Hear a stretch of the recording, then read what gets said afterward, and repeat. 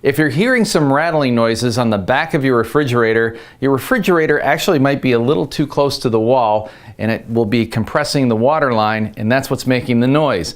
We're going to show you how to correct that right now.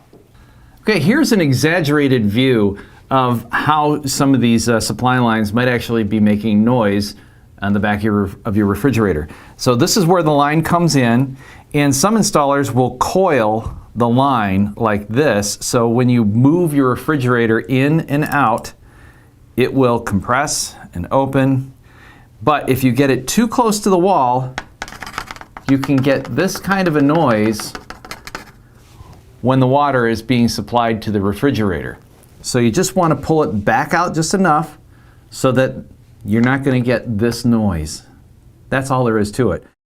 Now here's a different scenario where you don't have a coil, you just have the line like this. So when you move your refrigerator back and forth, the line just comes back and forth like this. But if it's too close, again, you can get this rattling noise. So you want to get your refrigerator back out just a little bit to prevent that noise from happening. And that's how you solve that problem. Remember to always refer to your use and care guide.